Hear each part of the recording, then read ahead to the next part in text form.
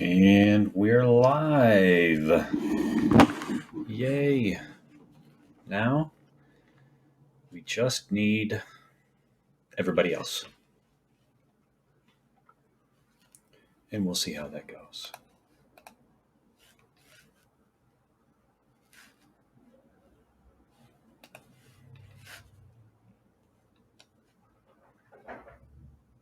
Hey, look, ice maker.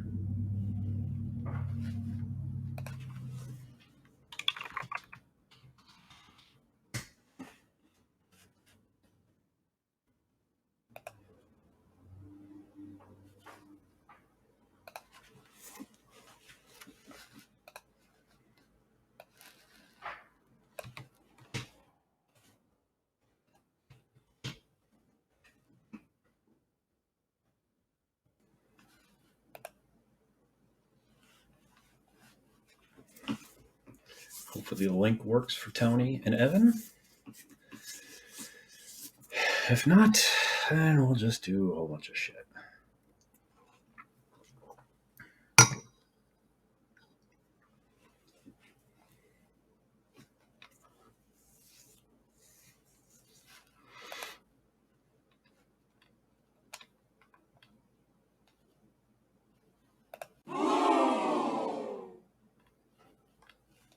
Uh-oh.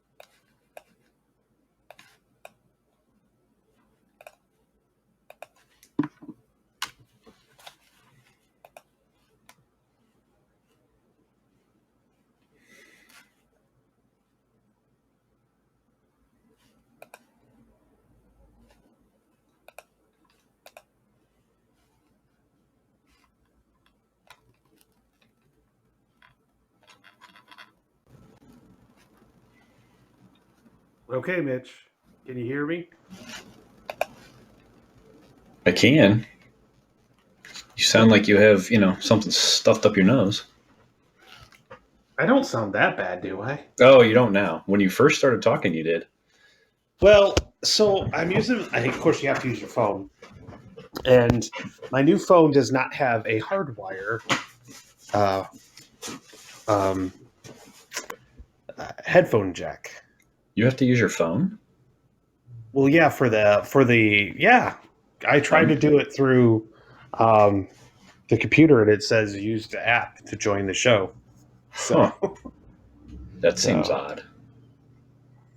But so I've got my wireless, my Bluetooth headphones. So this mic might have been covered up by my shirt. So okay. Yeah, when you first started, I'm like, it kind of sounded like Tony, but I'm not sure. Evan. There we go. Oops. Hey, Evan. Oh, for fuck's sake. I don't know if he can hear us, but we can hear him. Okay, now I can hear you. There you go. It's usually the other way around. Right. Yeah, exactly. What's going on, guys? Living the dream. Another day in paradise. Oh, it's the best. Except it's supposed to dump through a crap ton of snow on us tomorrow, but whatever. Yeah, we're not supposed to get anything. Go figure. Oh, really? Yeah. At least last time I checked, we weren't. So. Yeah, they're calling, once again, the snowpocalypse. So. The snowpocalypse, really? Mm-hmm. Yeah, it's not bad. 0% chance. Oh, 0%. Yep. Yeah, I have a 0% chance of snow tomorrow of anything. but we're supposed to be cold, so It's already cold. It's actually 45. It's supposed to drop rapidly. we got 30 degrees right now, and it's supposed to go down to 20 degrees tomorrow. So Oh, wow. They're colder than we are. should be. Mm-hmm. So here's where Evan 8 says, hours yeah, it's north. 80 here. I'm wearing shorts and no shirt. It's just Nice. just barely not sweating. So I was worried I wouldn't get to enjoy this show as much as I would like to because I had lost my taste and smell. Oh, no. But it's come back enough that I can enjoy this nice Irish whiskey That's the without best. any problems. That's the best part is losing the taste and smell. I had a day of a fever, and that was the worst of it. And then 3 days later, all of a sudden, I was sitting here and I bit into something. I'm like, I can't taste anything. It doesn't taste like anything. What the hell's going on? So then I'm like trying different things to see if I actually lost. Right. Like the most extreme flavors you can find. That's my daughter. Spice. She got What was COVID. funny And is I she's was like, you hey, should can you bring me a Diet Coke and a Tabasco? I'm like, what? What an order. Right. Are you pregnant again? Yeah, right. No, daughter, not wife. Oh, daughter. Okay. But yeah, I'm like, okay. But she had not lost it. She's just like, I think she just couldn't taste because her nose was so stuffed up. Yeah. I wonder if that was mine because I had a little bit of nasal congestion, and I couldn't smell anything. But like that's clearing out, and I'm starting to get some flavoring back. So. I honestly, I didn't. It's very strange. I didn't feel like I lost my sense of taste. They say you can't really have a sense of taste if you don't smell, but I don't know. I feel like I could taste food still, but then I couldn't. I knew I couldn't smell because I was watering the basil plants and I was like shaking them all around. I was like, I don't smell anything. And normally basil's very distinctive. Right. So I was like, well, yeah, definitely don't have a sense of smell right now. But I felt like I could taste food. So I don't know. I don't understand. Maybe it's Well, I think certain kinds of taste or something. Well, Yeah. somebody said you should try a ghost pepper challenge, and I was like, I think the capsaicin still is hot and spicy. Yes. Like, Yeah, it'll still be painful. Yeah. It'll still suck. You just won't taste it. It'll just hurt. Yeah, exactly. There'll be no pleasurable part of that experience. None whatsoever. Yeah. Right. So, but no, I got lucky. It only hit me for a day, and if they would have let me go back to work, I would have been back work in 2 days. But I had to wait my 5 days. So. Yeah. So I slept a lot. Kenzie's a teacher's aide. That's what she had to do. To isolate for 5, and then. Although I guess it wasn't 5 days, so it was 5 days isolate, but then you could go back after 2 days or something. Yeah. I don't know what it was, whatever it was. But. Well, it's 5 days from when you started symptoms. Maybe that's what it was. Yeah. So, like, I actually started on Thursday with a sore throat, so they counted that as day 1 or day 0.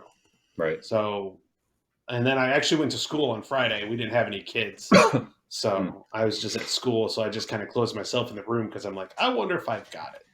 And then, sure enough, Saturday, 101.9 fever. Yeah. Wow. Kicked my ass for a day, but by Monday I was like, I could go back to work today. Like I literally was not. It did not. Like I keep hearing how bad people get it, and it like takes them out for a week, and I'm like, I feel fine. Well, it's more whether you're contagious or not. Yeah. Well, Evan, they really like to ride motorcycles down your street, or mopeds, or whatever the hell those are. I know. I'm listening to the recordings as I'm editing them. I'm like, God damn it! Like that. I'm sure there's a way to edit that out, and maybe eventually I'll get there. But yeah, there really is a lot of that action going on. I think I think Audacity has you can select a portion of the soundtrack, so you isolate where it's just that sound, and you can tell it to record it, and then you can tell it to go through the entire recording and remove that. Right. So I've done that for like just general noise reduction for fans and background noise, but I have to be on the lookout for like it has to be in a moment when I'm not talking or not. Exactly. That's a problem because it's happened so far. At least when I've noticed when I was saying something. So I was like, well, I'm sure there's a fancy way to do it. if you're a sound engineer. But I mean, I hope to get there eventually, just to learn how to do it. But yeah, it's one step at a time. Right, exactly.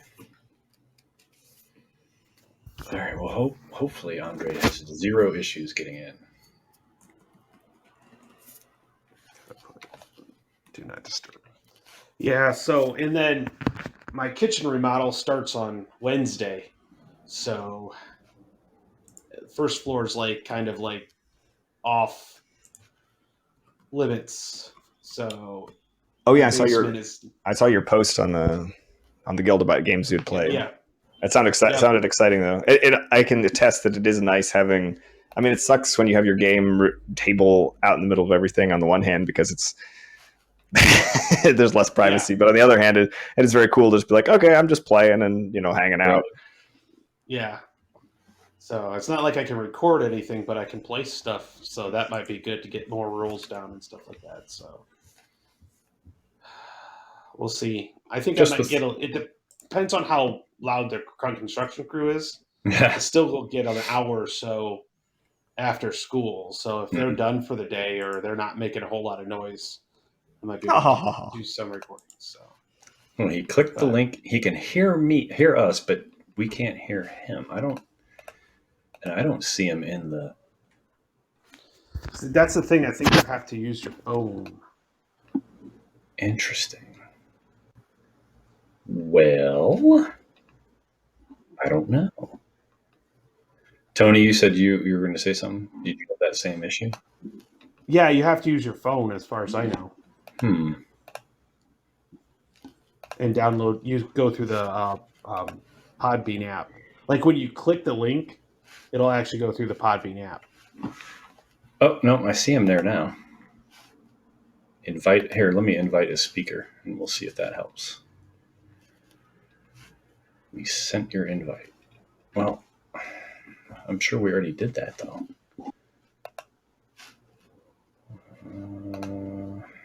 I don't want to block him, that's for sure. We might have to switch. I don't like this app. It always seems to have issues. So I think, didn't we go through the same thing with OG? Yeah, but then he logged in with whatever email, a different his. Oh yeah, he tried it. He tried it with the wrong email. Yeah, and realized he had to actually use the email it was sent to, or something like that. Or he had a different email tied to the. Yeah, that's what it was. He had a different email tied to the podcast. Well.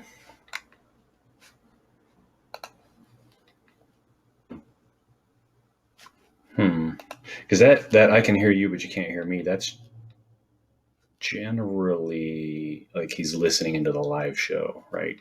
Yep. As opposed to a speaker or a co-host, which he was invited as a co-host. So I don't know what the deal is there.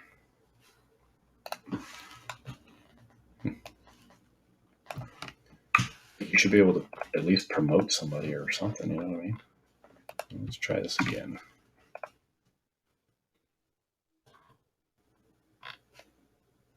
Send it to you. I send it to your email address again, Andre, if you're still listening. Which means you might, of course, have to sign out and click back in. But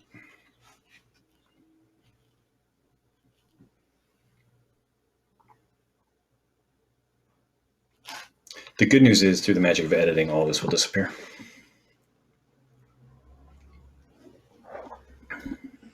Except for the swallowing sounds, I'm keeping those. That's the most important part. That's right.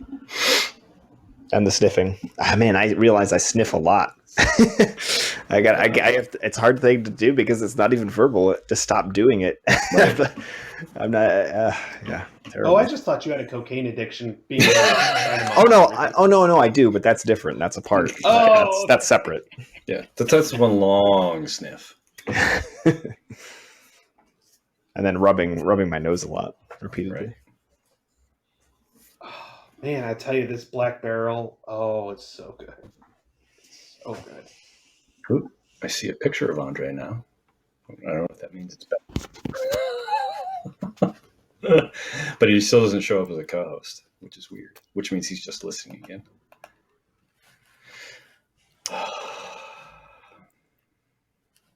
What a pain in the ass.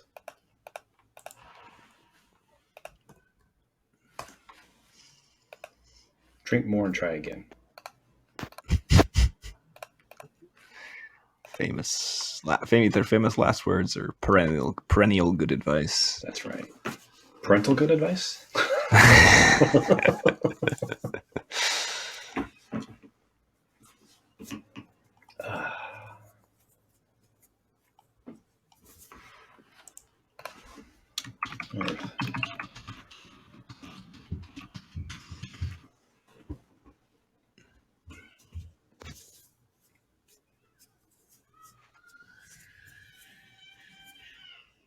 Uh-oh.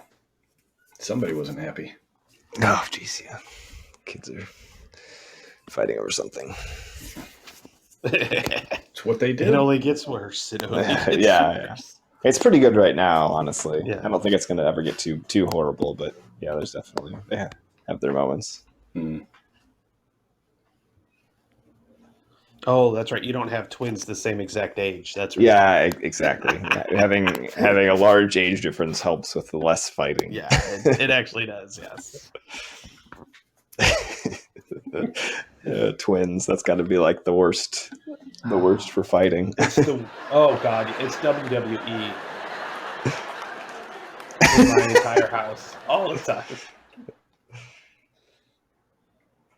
Although one of them has COVID right now, so he's a little bummed and isolated in his room. So there you go. He's that got reduces his the fighting. Yeah, he's got his Roblox in his computer, so he's happy. Yeah, I'm like, I just wish I could get sick and lie in bed for a couple days, or sit at a gaming table and for a couple days. I just didn't have that. I had time, but I just didn't have the energy to do anything, like play or anything. Yeah. I'm like, oh. You just watch TV or just sleep? Both. I watched a lot of football this last weekend. Nice. So there was some nice things about that. But like I basically slept in our basement in our theater room for two nights. And Wow. the couch was so bad. My back still is sore. And I said, Karen, I don't care. I'm sleeping in our bed tonight. Yeah, if you want to isolate from me, you sleep on the couch. So, and I slept so good that night. I was like, Sunday night, I slept so good. I was like, awesome. But yeah, or Monday night, because it was Saturday night I slept downstairs, and then Sunday night I slept downstairs. And I was like, yeah, you're around me enough that being in a different room's not gonna make a difference. No. And she gets tested every day and still does not test positive. Really? Maybe she's just, She's just going to be one of those ones that don't get it, but she's annoyed. She's like waiting to get it now. Like now it's like, okay, when's it going to come? When am I going to test positive? Yeah, it definitely does. It's not a clear, strong, 1.00 correlation between like exposure and having a positive test. Yep. Because there's people who take a long time to get it, or they take a long time to test positive. And it's also difficult to distinguish which is the case in the event. Yeah, it says. So I did all the things that the help says. Well, that was not helpful. Right.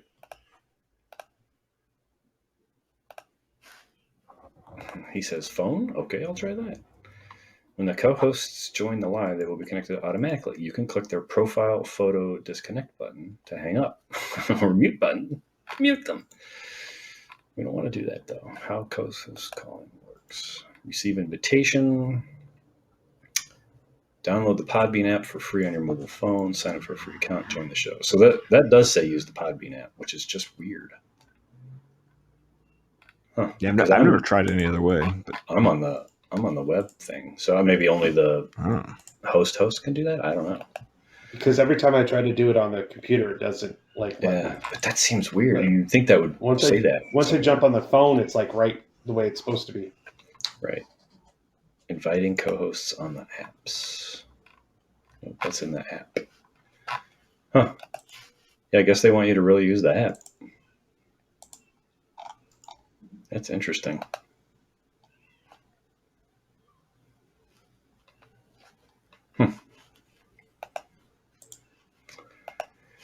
Well, that's a bummer. I guess we'll know in the future if we if we ever do it again. Download the Podbean app first. Use the email that we're going to send you to. Mm-hmm. Like, I think it'd be a great idea to get Mark on and have him just wax. We could just sit back and say, "Okay, Mark, talk about GWAS." Just go. you riff, because I have no insight or knowledge or whatever. So you just go. GWAS, man. The more he talks about it, the more I want to buy in, and then I look at those price tags. I'm like, yeah, exactly. That's how everyone feels. If Ray just like did a whole print run of, okay, it'd be like 10 of us, so maybe he couldn't do a whole print run. But still, I mean, just drop the price in the first module, or just make the rules separate. Well, he said he was going to make the rules separate now and have separate chapters. So we'll see how that pans out. If it's works out, or if it's heinously expensive or it's ridiculous or whatever. Right. But even then, you still got to buy that the actually happens. Right. Yes. And then the modules building on each other. I mean, it's clearly just meant for people who are going to go all in. You're just going to go all the way. And because if you don't, you're inevitably going to be pissed. It's one thing if you skip one or two that you're not interested in, but you can't cherry pick. Like if there's 20 of the GeoBoard modules or whatever, you can't just pick I'm going to get 3. Especially the later ones. Especially like if you order 16 and it requires 13 and you decided to skip 13. Right, exactly.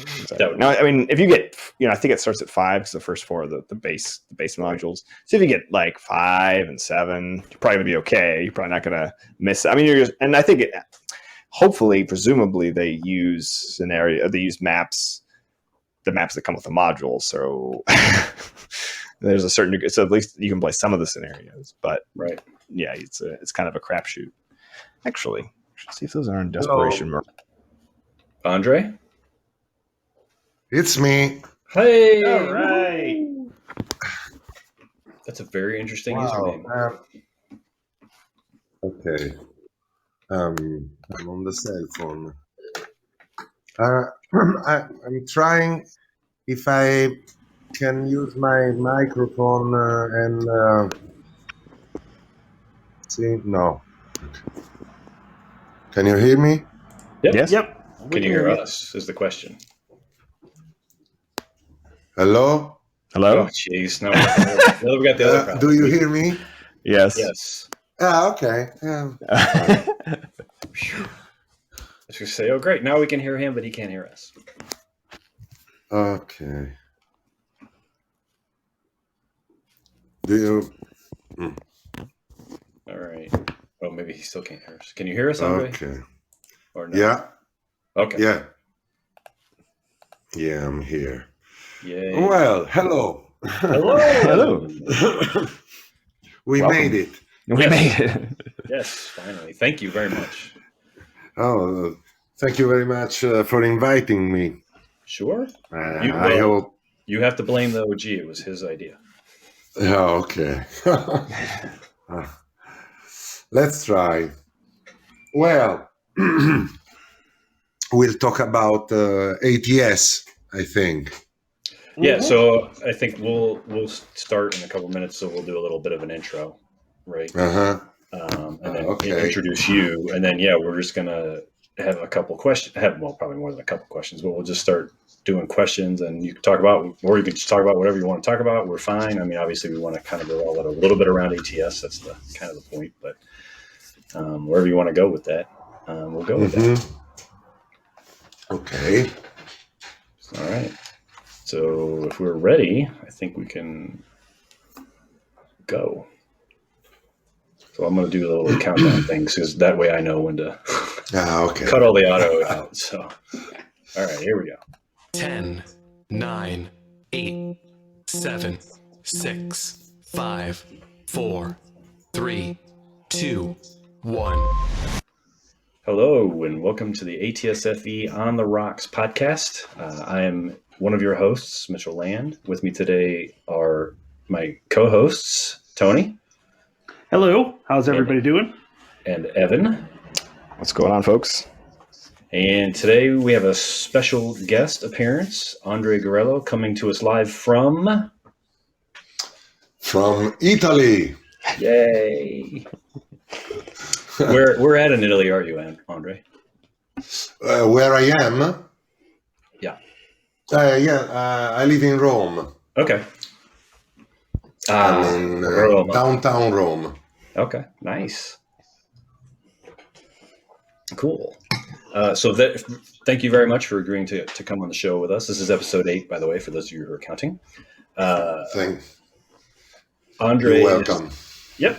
Andre is the creator of Avanti Savoia, and I'm probably going to totally butcher this one, but Nikitovka, 1941, which both of those primarily revolve around the Italians on the East Front. They were remade into Red Christmas and Roman Glory, and we'll probably talk a little bit about that. But the first thing that we always like to do, because we call the show On the Rocks, Andre, is to ask, what are you drinking? Vodka tonic, normally. Oh. Nice. At this hour. At this hour? Oh, yeah, because it's a big time difference, right? So I'm quite lucky because I have a very good bar a few paces from my office where I am now. So nice. It's likely that when I come here for playing war games with friends or working, at night I can go to the bar and take a good cocktail. Oh, that sounds like heaven to me. Yeah, no kidding. So, Evan, what are you drinking? I am drinking a coffee Negroni. Wow. So, yeah. So I wanted to do the Italian theme, and I had to have something with Campari because I really like Campari. And I've got all these nice coffee liqueurs, but then, I don't know, there's never really a good time to drink them, because if you drink them at night and you want to drink liquor, then it's too much caffeine. And if you drink them in the morning, then you're just drunk all day. So now it's like 4, so it's like kind of early enough, hopefully, that I'll process the caffeine before bedtime. But yeah, so it's basically just a Negroni, normal stuff, gin and Campari and sweet vermouth, and then a little bit of coffee liqueur to go with it. Nice. Tony, what are you doing? I'm still on the whiskey, but in this case, I bought the Jameson Black Barrel Irish whiskey, and it is phenomenal. It is great. So nice, smooth, great flavor to it. Yeah, no ice either. He's drinking it neat finally. Yay! Drinking it neat. Yep. It got cold enough to not put in ice cubes. Neat and up. I guess not even up, just straight down. Yep. Cool. Mitch? So I also, of course, in honor of our guest, I'm drinking a Negroni, but mine's just straight up gin, Campari, and sweet vermouth. All right. So now that that's out of the way, we've got a couple of icebreaker questions. So these aren't necessarily right or wrong. They're just, get you to answer some questions, right? So I think this is one of Evan's favorite. Evan, you want to go with that one? What, the first one or the second one? Yeah, the first one. No. The first one I think is mine. Cake or pie? Do you prefer cake or do you prefer pie? Me? Yeah. I don't like very much sweeties. I'm more attracted by sandwiches or stuff like that. I would like to eat pizza all the time. Sandwiches, pizza and sandwiches. Nice. Sometimes pasta also. Well, But I'm not a fine taste in eating. I have the same tastes that when I was 14, maybe. I never developed. Nice. I like it. All right, go ahead, Evan. Okay, well, what is your favorite brand of Campari? Mine? No, I don't know because I never take the Negroni because every time I did, I got drunk.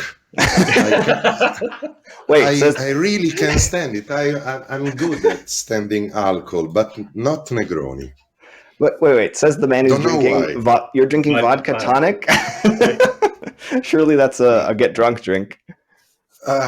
No, but you know what? It's fresh. Since I'm a smoker, I like fresh stuff. Or my other favorite drink is the margarita. But there are not so many places where you can get a good one. Interesting. Yeah, that is kind of. That's like on every other corner here in the States. Oh, well, you can get a good one on every other corner. Perhaps the United States being, bordering Closer. Mexico helps with that. Yeah, I think Andrea's just a little bit further away. Yeah, just a little bit further east. Yeah. Yeah. All right. That's good. All right. So, with that out of the way, our biggest question is: do you still play ATS? And if so, what are you playing? No.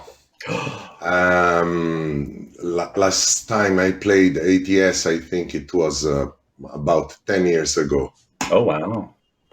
Yeah, I don't know. It was such a big love for quite a few years. I think I played only ATS for at least 5 years. Oh, wow. And mostly ATS for 7, maybe.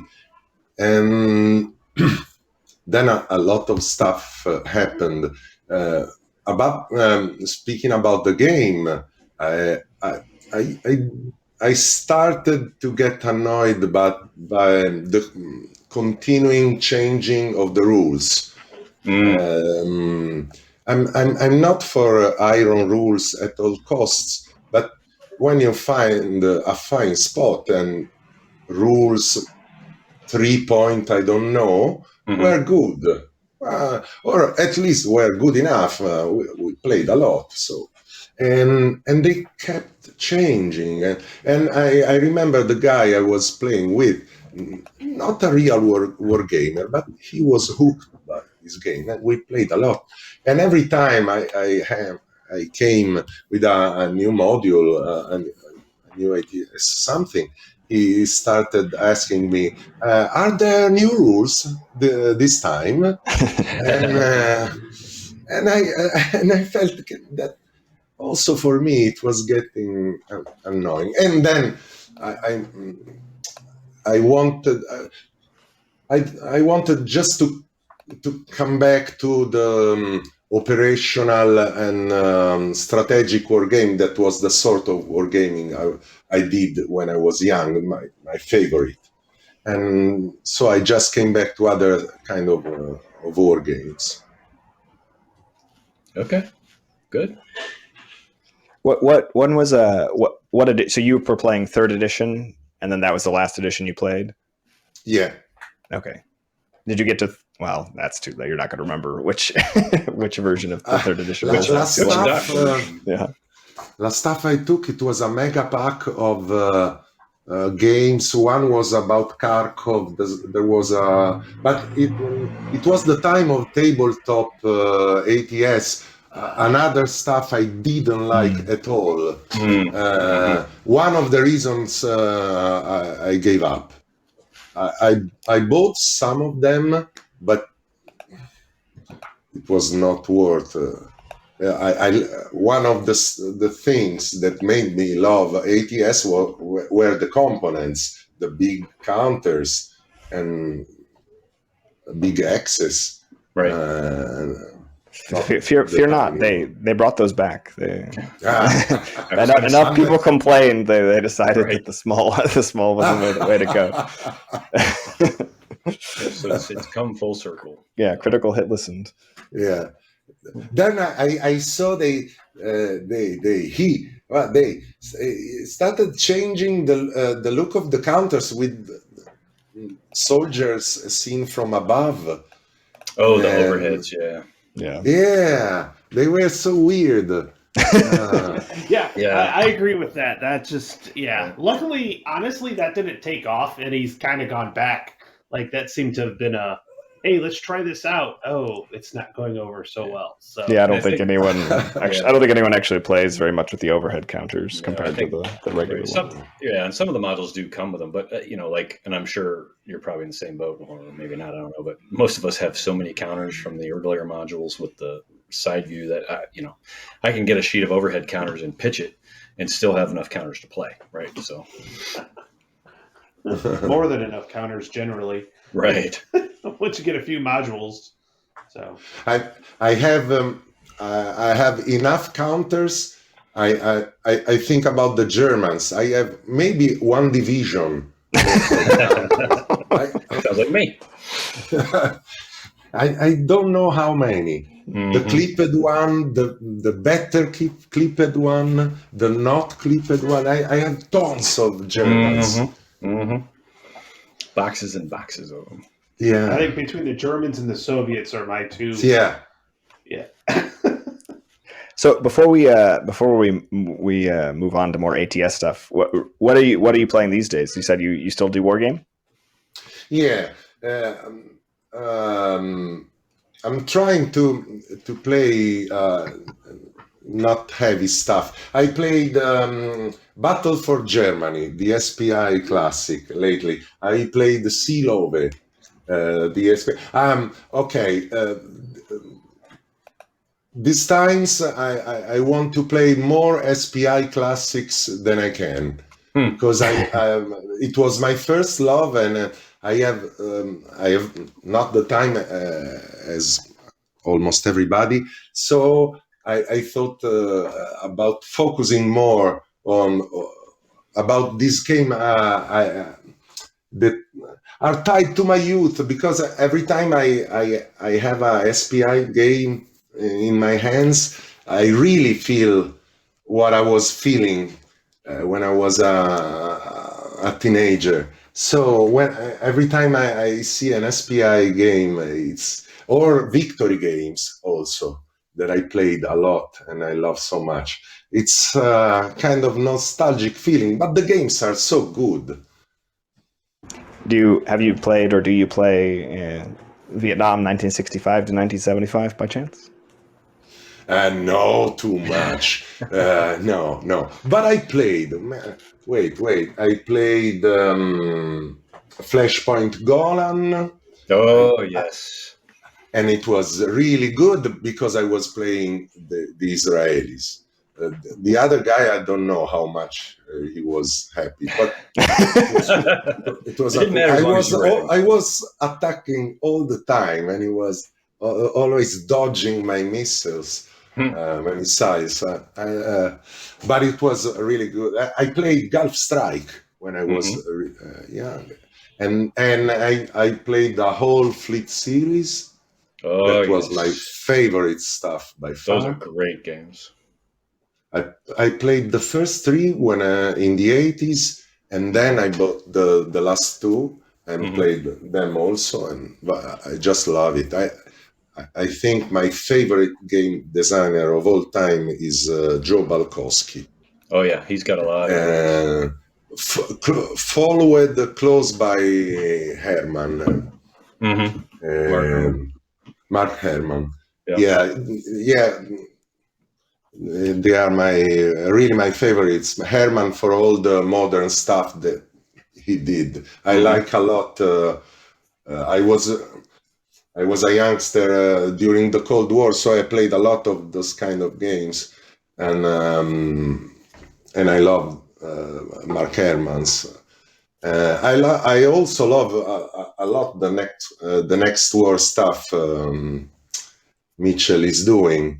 I just read them because I will never find an opponent nowadays, but they are so cool. I love this kind of stuff. Oh, thank you very much. But there's always Vassal. You can always find an opponent on Vassal. But play war games on Vassal, it's not that cool. It's not the same, that's for sure. I'm with you. I like it. So in the absence of having somebody face to face, I'll play it, right? Because otherwise you don't get to play at all. But I much prefer face to face gaming. Yeah, and I played with Vassal, but you have to, in my opinion, you have to play very simple or straightforward war games. I played a lot of Russian campaign on Vassal, and it's perfect because you do all your turn, and then you send the file to the other guy. And there's no interaction. I played also NATO by Victory Games on Vassal, and it was more tricky, and it's not such a complicated game. It was cool, but it was already a bit tricky. Right. Have you looked at any of Fabrizio's remakes of some of those? I obviously buy his games. Right. Yeah. Sacred Oil came to my door today. Oh. But I missed the second one because, man, I was buying too many games. I didn't have the money. So I hope he'll make another edition, another print, because now you have to sell your house to buy one. Oh, yeah. I saw one going the other day for like $450. I was like, nope, I'm out. No. And that was in US dollars, right? Yeah. I'm always saying I have to stop buying complex war games I will never play, but these are the cool war games. They are. I mean, I think everyone says that to themselves at some point, and then they promptly go and ignore themselves and buy something else. Yeah. So we have a kind of a random question, bringing it back to ATS. So Devin, the OG, he says that he thinks, you know why the hot stove packs are called the hot stove packs. Do you remember these products? Okay, okay. Is this true? He says he thinks it's a reference to the kitchens in one of your modules. There's sorry, can you repeat? Yeah, so I mean, a stove is goes in a kitchen. Yes, there's. And he said that there's a kitchen in one of your modules. No. Yeah, it's so cool. Yeah, it's my favorite module, as I say that sarcastically. No, I actually love the module, but one of the rules is by far, and we'll probably get to it, but by one of the far my most annoying rules that just made me so mad. It's true. It's true. It's one of your rules. It's one of your rules. So. Yeah, I know. And every time I played with the kitchen and the frostbite is so annoying. Oh my god! I lost. If I design something again, only in summer. Right. Just summer fights. Yeah, every time we get to... me and Mitch play regularly, and every time we get to the end of the turn, we're like, oh, it's frostbite. And I'm like, no, it's not. I've never heard Tony curse so much. There's jamming. There's the gun jamming. Yeah. And I also tried to... I put a scenario with Russian weapons in Italian hands, just to play a scenario without having to roll for gun jamming. Yeah, because I think this rule 2 was just annoying. Yeah. I did it for the sake of realism and historicity, because a lot of stuff, of Italian stuff, of Italian accounts about the battles tell about the machine guns always jamming, and it was a really important factor, because in squad level fighting in World War II, everything was built around the MG.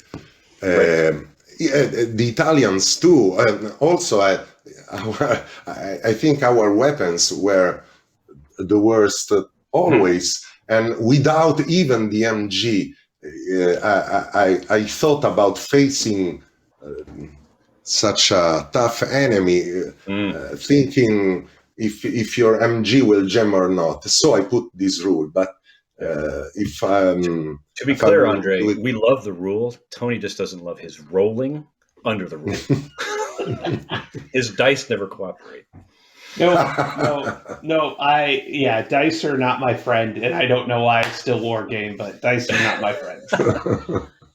Because there's always a good story to tell. That's the one thing I would say with the module, because we've played quite a few of the scenarios out of the Roman Glory, and every one of them was really great and had a lot of fun. But there's always a story, and so the one story I always tell about ATS had to deal with the Roman Glory, and particularly the Desiree scenario.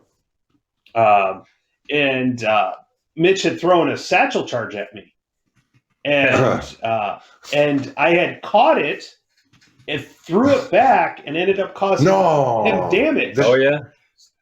So there's always a good story, and so your scenarios have been very good at creating that story. So they're always modules I recommend very highly. So, but yeah, it's usually my die rolling. I usually have one good series just like that where everything rolls perfectly, but the rest of the game, yeah.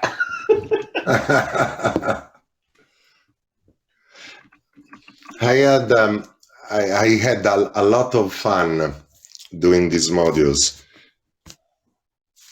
Can you hear me? Yes. Tell us. Okay. Tell us about. So what was the impetus for the modules? Where did you come up with the idea and all that good stuff? Two things. One, as an Italian, I didn't like the fact that the Italians are always seen as the poor ones or the worst one, and it was really the case almost always. But there were situation and campaigns where the Italians did well.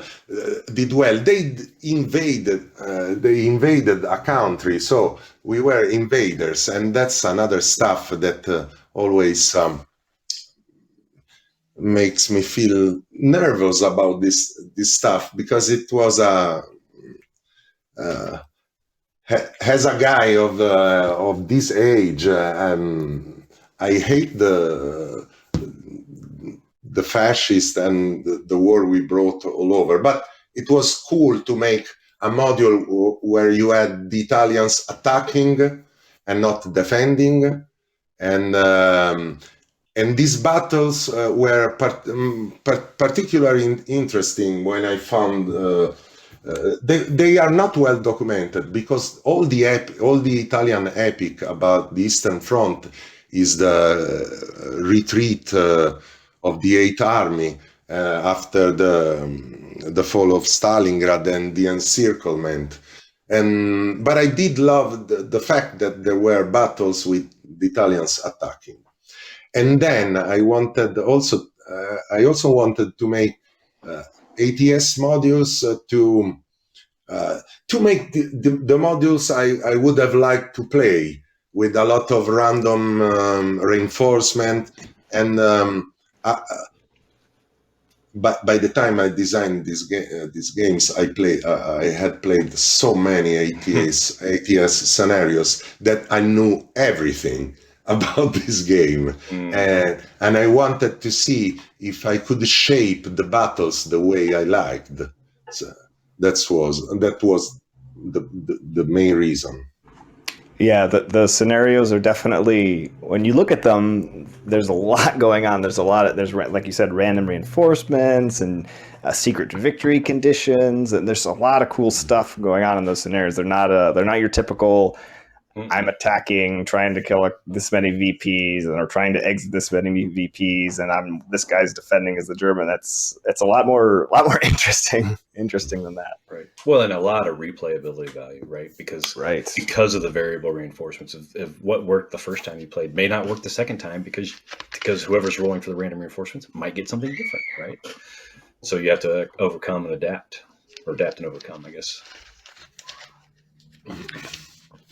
So go ahead. If I may add, I also like to have a cinematic effect on scenarios, because it's that's entertaining. Because I love that battles can be felt like cinematic battles. So if there are surprises, turnarounds, it's more fun. Yeah. Mm-hmm. Totally agree.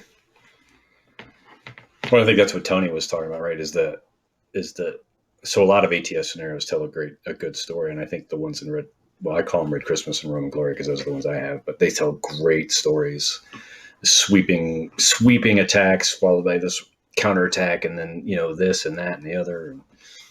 It's very cool. So what was your inspiration for the scenarios, or actually maybe a better place to start instead of that is what sources did you find? Where did you dig into? You said that these aren't super well documented battles. So what were you able to dig up and read on this stuff? The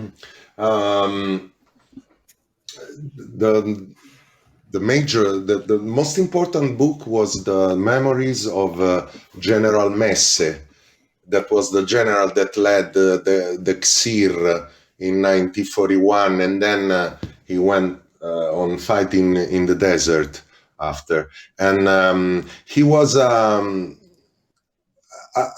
good general, one of the few good generals. And of course, he wrote memories like every other general of the Axis, just a bit to justify himself and stuff like this, but it was interesting because it was the first time I saw this part of the Russian campaign well described.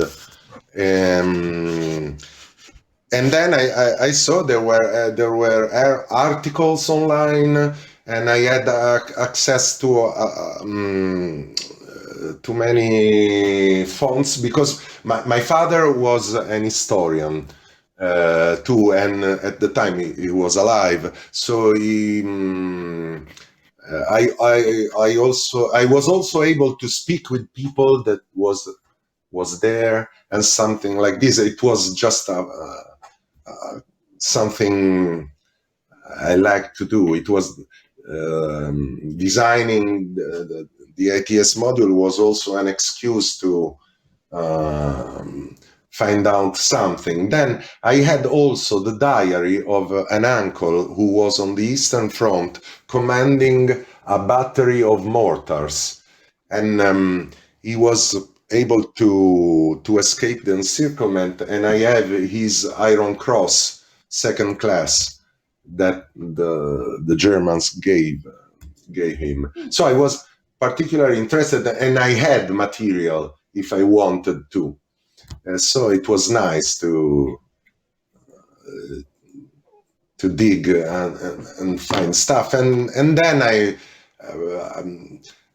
I used also pictures I found on the internet. I used a lot of Google Maps to understand the terrain, and just to figure it out, because on one side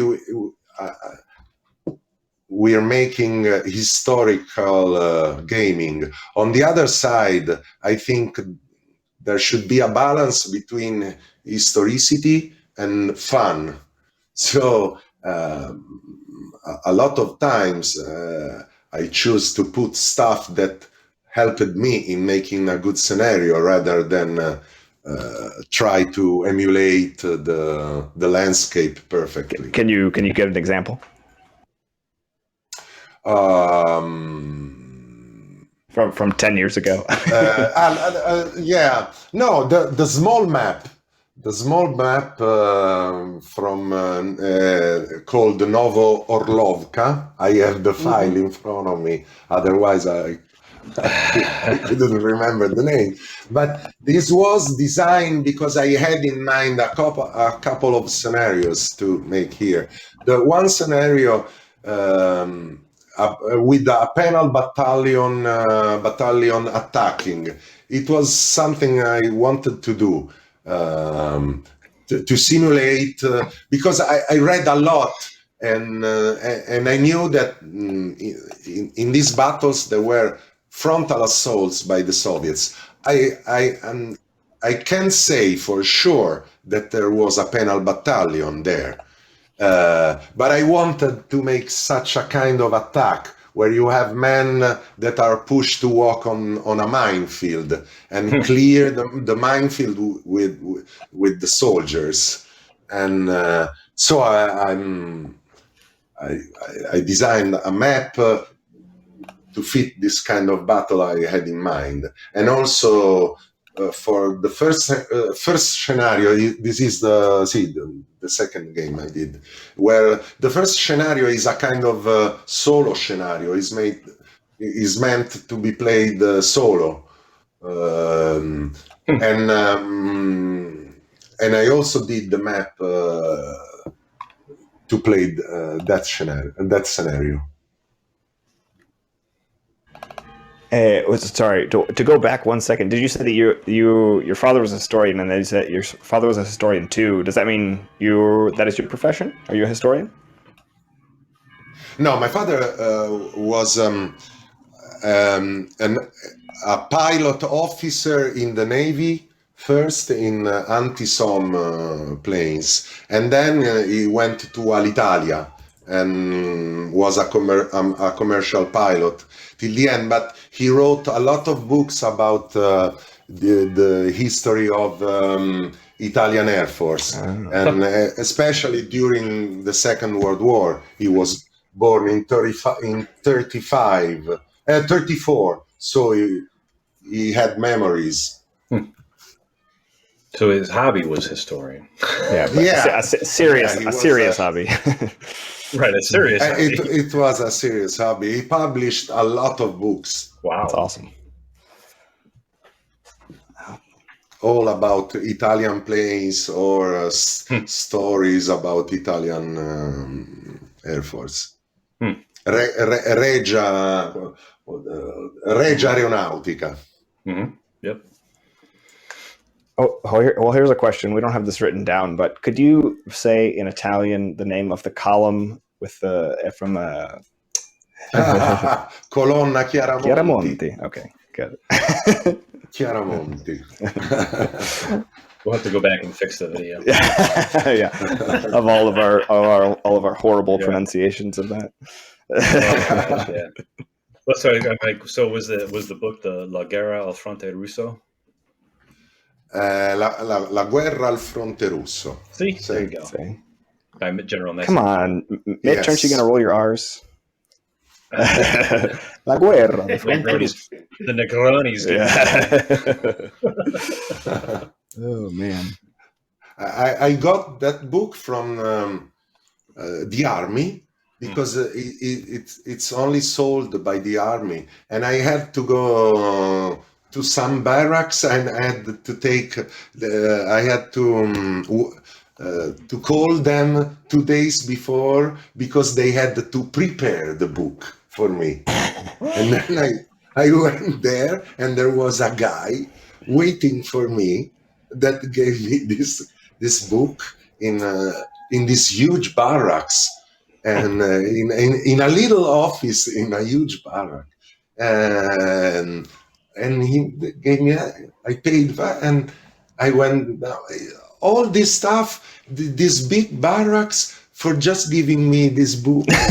They had to be prepared to meet me. It was so funny. How times have changed, because I can order it on Amazon. Yeah. And it's only, wow. But it's only in 14 Italian, years so I ago. wouldn't be able to read it. Yeah. But I think the Italian army was, maybe at the time it was 20 years back. Right. So Interesting. For them it was the 80s probably.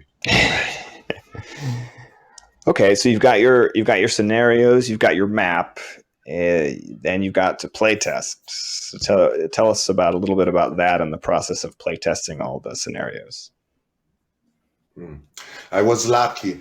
I was really lucky because at the time ATS was a really tight community, not so many people, but all enthusiastic. So and I was very active on the forum. The critical hit The message board. yeah. So when I asked for playtesters, a lot of people joined me. I had already playtested the stuff of other people, so I had maybe. Especially for Nikitovka, that was something new. So more people. I think that I had people playing, 10 people playing, something like this. So for a time, every week, I had 3 or 4 AARs about the games, the scenarios they played. And at the time I was forcing my buddy to play my scenarios because we had to play test too. So there was a lot of playtesting for Nikitovka, and I think it shows, and even more with updated scenarios published after, because I took a lot of notes even after the game were out. The game was out. It was only one, yeah. So in playtesting and even after, I was very. I was quite sure about how much I could get that battle balanced, but it's impossible to make a real balanced scenario because a lot of stuff are going on, a lot of dice throws, and seeing playtesting, I saw that sometimes there are extreme cases, or when people make reviews of games, you play it the first time, something happens, and the scenario gets completely unbalanced. So it's very difficult to get the kind of balance you want. At some point, you have to say, okay, I leave it like this. Right. I can't do something better now. Yeah, we've talked about that before. How exactly as you say, between all the dice rolls and the random crazy things that people try or that can happen, it's never perfectly balanced. But I mean, I think we all agree that as far as scenario balance goes, these scenarios are definitely top notch. And also these are very meaty scenarios. There's so much going on that so much can happen, which makes it, I don't know, makes them a lot more fun, which is more important than having some sort of 100% balance. But yeah, so actually, you mentioned something else there. We're about the next version of the scenario. So were you involved in that and coming up with the updating for the Roman Christmas, exactly. or Red Christmas and Roman Glory? Yeah. Oh, excellent. Okay, I didn't realize. Do tell. Yeah. Yeah, we weren't sure if they were just reprinted or if you actually had input into them. No, I think when they made the reprint with the winterized map, Ray asked me if I had updated scenarios, or if I could update for him, and especially I had updated the scenarios for both games, so I gave them to him, and then I remember he asked me if I could design another one, and I had the one almost done. No, I had the maps done. The third installment, I did all the maps done, 4 maps, and ideas for the scenario, but I didn't have the time, and I was losing, and I had lost interest by that time. So I told him that I couldn't do it, and he didn't send me the updated games with the winterized map. I had to buy them. But I didn't bought them. I thought if I'm gonna play, I have the files, so I'll print mine. But now I want this Phantom 30. Yeah, exactly. Yeah. You made the mistake of admitting to us that you have the. We thought it was just Ray, blowing smoke out his butt, and that there was a third one on the way. We would have never have suspected that meant that you had maps done and scenario ideas. I'm just saying, if you want playtesters for scenarios, we're right here. I could give you the maps and the information. I'll take it. it. Do the scenarios. I'll take it. Yeah. And I'll put your name on it because they're yours. I wouldn't be able to do it anymore. No. I would absolutely love to see what you have and if it amounts to something, it does. I'm looking at the maps, and now I remember what I was doing. The third was about the famous retreat. It's the 1940 December. I think the scenarios were from late December 1942, and then January 43, and the breakthrough at Nikolaevka. One map is the city of Nikolaevka, where the Italians finally broke through. Oh, that sounds so good. Oh yeah. Yes. If you feel it on your heart, send them. But only with kitchens. Yes. And frostbite. We like hot stove and jamming. I'm out. Jamming machine guns. If there's anything with frostbite, I'm out. I was thinking about making a rule, but my body told me, no, don't do it. But I wanted to make a rule because the Russians used a lot of mortars, okay? And during winter, the frozen ground is more responsive to shell hitting it. So I wanted to do places where there was a tougher ground, a more frozen ground, and mortar shells were more deadly. Ooh, that's interesting.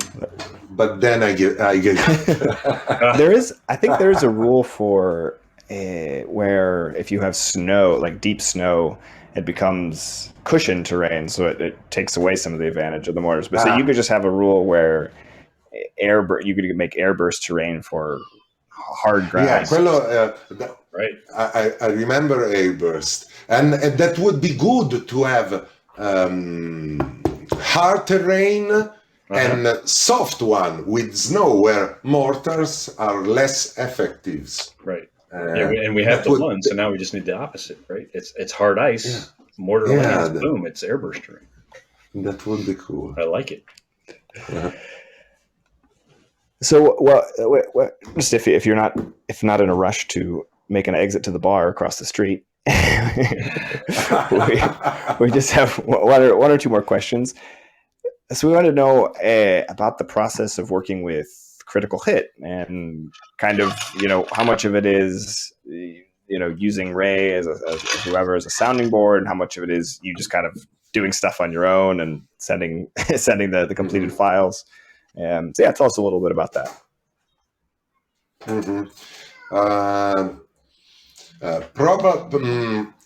Probably I changed the way of working between the two modules, because in the second I was more experienced. The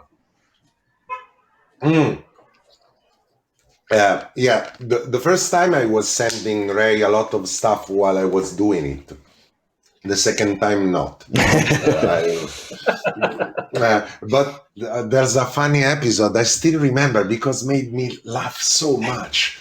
I had, I remember, that's strange, I remember so well because I have not such a great memory. But it was so, I had problems with Russian tanks because they had a penalty in pre 42 or pre 43, maybe. So they had a -2 where you, Right. and it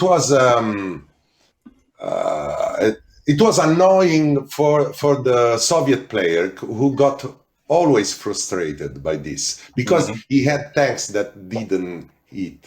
They never Could never hit anything. Right. yeah. So I thought no. And I could, and for this reason, I had problems in making random reinforcement because I wanted to make reinforcement more centered on infantry or sometimes more centered on armor. But armor were crap, were too weak because they didn't eat anything. So I came up, I saw they were tank aces. So I started using, saying there were a lot of tank aces among them. Yeah, because I needed at least that they were starting from 0, not -2. And I sent a scenario with, I don't know, 2 tank leaders, maybe, or 3, I don't know. And Ray was like this. Sometimes he was your best buddy. Was talking about private stuff and really funny. And then he came up with this email, the lawyer email, because it was written something like I don't know, something warning. You are breaching the rule book, but I don't remember something that was like written from somebody else, a lawyer that was warning me of something grave I did. And so I took it that I put too many tank pieces. And I said, okay, can I put just one? And he answered me again in a very friendly way. So I got that was the way of dealing.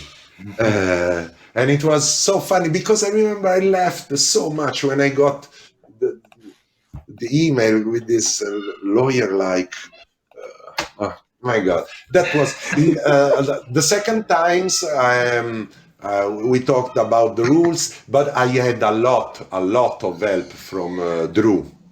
Oh, right, of course. He was really helpful. He was fantastic because I all the stuff I wrote, all the descriptions of the battles, the stuff like I wrote them myself, but I'm not that good at writing in English, as you can see from the way I'm speaking. So I need someone mother language to help me, and Drew was so kind. He also helped me other times when I had to write something in English, not for war games. He was such a nice guy. So he helped me a lot. Raise a glass to Drew. I miss him greatly. Here. Yeah, he was such a nice guy, really. He was a fantastic person. So the second time, I tried to put all the stuff together, send them to Ray to see if there were not so many tank cases, and then when we agreed, I sent them to the playtesters that were fewer the second time, but enough to have a good playtesting. Very cool. Very cool. Yeah, So I think that's more or less it. I guess the only other question is, so what is it? How does it work with Critical Hit for those aspiring designers who are listening? Do they end? I assume Critical Hit ends up with the rights to the module, so then they can reprint it, or how does that all work? I don't know. I don't remember. Look, I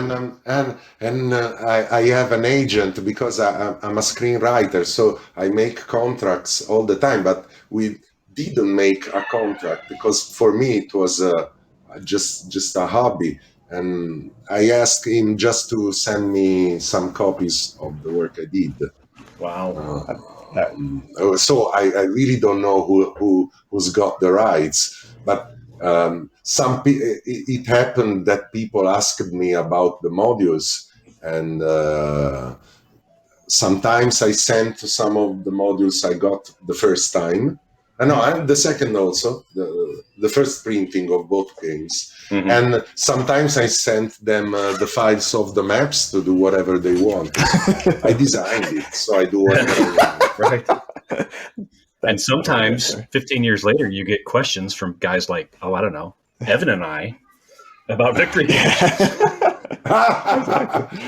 Sorry, I tried to help you, but I don't remember the choices I made at the time. I tried reading the scenarios, but there are a lot of stuff. When you asked the question, the second, when you said you mean this or you mean that, I saw that there were a lot of stuff I didn't consider because I forgot completely. So what you're saying is you're going to go back on what you said, because what you said about that was in Mitch's favor. So if you want to change your mind, there's no problem. There's no problem. No. Oh man. That is funny. No, but I think just for a second we need to rewind a little bit, because you said you were a screenwriter. What are you screenwriting for? I screenwrite for mainly for cinema, but also television too. But the fact is that most of our films pre Netflix and stuff like Disney, Netflix, and Prime, our films were really difficult to see outside Italy. Also, because we are like India, we make film. We used to make films just for Italian people, so they were not supposed to be seen outside, with notable exceptions, of course. Were you the screenwriter for a film called Amnesia? Yes. I'm looking at you on IMDb. Oh, the secret is out. Yeah. Now you're gonna get a lot of people stalking you on the internet.